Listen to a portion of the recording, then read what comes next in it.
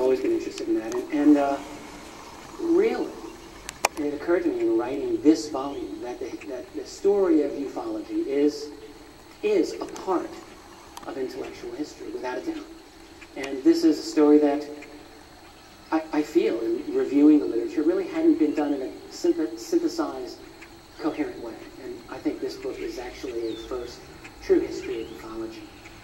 I'll come to that again in a moment. There's a backdrop involved in this book, and it's one of global transformation. You have, for example, geopolitical transformation, the breaking up of the Soviet Union by 1991 at the end of this volume. You have the birth of personal computing, and even the internet.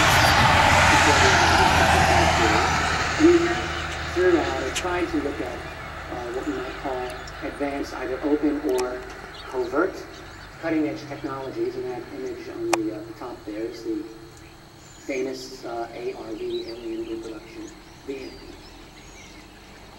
I think I saw Gordon Nobel here in the audience. Gordon, hello, if you're there. So that, in other words, there are things in the larger world at large that affected this story, and I, again, tried to pay as close attention to them as I could. So I just want to expand a little bit on each of those three things and then move on to the next part of the talk. The encounters. Well, there's just the thing that strikes me when I review the cases involved, the UFO that took place, is the quantity of well-documented, just astonishing, mind-blowing encounters that took place. Military cases galore, hundreds and hundreds of them. I was fortunate in getting access to a database provided to me by the researcher and former Aerojet employee Ron Laguerre. Ron worked on, he was involved in building what was called the DSP satellite, that's the Defense Support Program satellite. Very interesting kind of satellite in which Ron argued, I think that was Ron's persuasion, that they are designed perfectly to be UFO spotting devices. In any case, Ron was able, accidentally but legally, to obtain a list of DSP tracks of fast walkers during this period of time. In other words, fast walkers being referred to as UFO in the upper atmosphere of space. There were, about 283, I think that's right, fast walker trackings by the DSP satellites during that period of time. It's like one every month or more, 15 a year, I believe. A couple of them were really interesting. One in which an object came in from space and did a U-turn.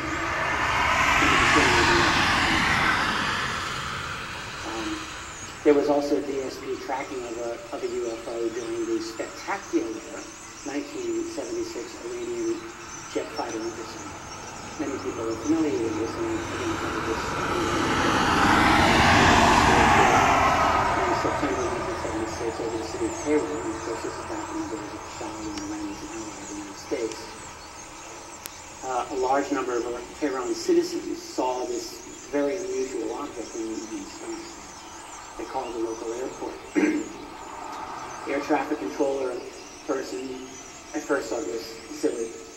Then he went out and looked and saw exactly what people were reporting, and he called the Iranian Air Force. They sent 2 F-4 fighter jet interceptors in succession.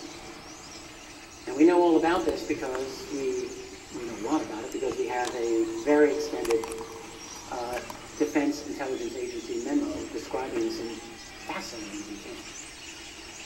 And what happened is that in each case of the F-4 encounters, when they got to within a range of 25 nautical miles of this object, which they tracked on airborne radar, which they saw visually, which astonished the pilots, each of them.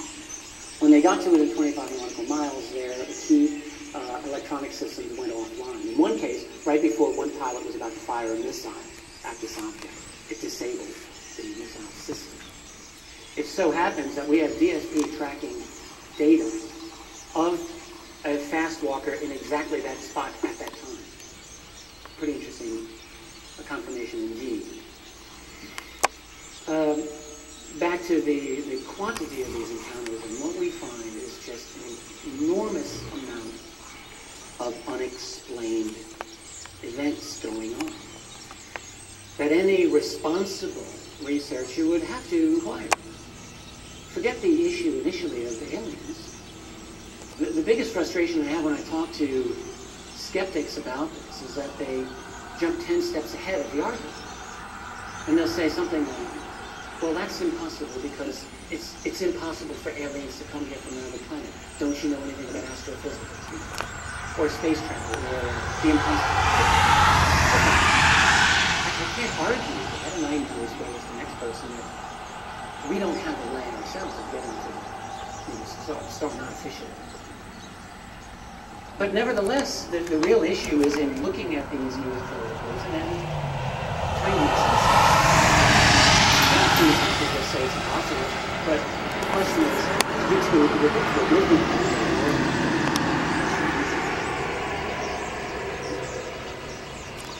a number of other very interesting developments during these years. Abductions, I actually write quite a bit about that phenomenon. And again, I'm going to come back to that shortly. The mutilation phenomenon, is that or is that not related to the UFO phenomenon? I think it is. Crop circles, ditto. I think that there's a relationship there. And all of these I try to deal with as well as I could. So, concluding provisionally regarding the encounter thread of this book, there's a lot of conclusions we can make. Let's keep it simple. There is an overwhelming evidence for UFO reality.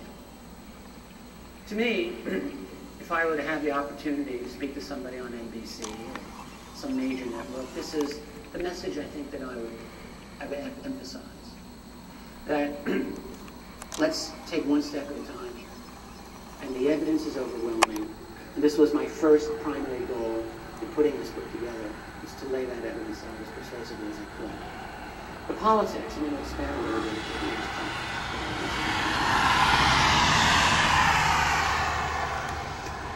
Oops, okay. There's a lot of themes in my book that deal with what we would call the politics of UFOs. Each of the presidential administrations, time around here,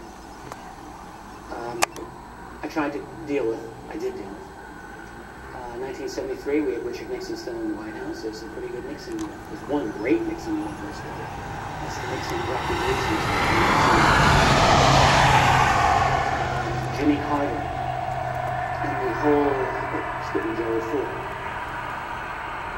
through Carter, through the Reagan and Bush years. It turns out that each of these presidents has some fascinating connections to UFO history.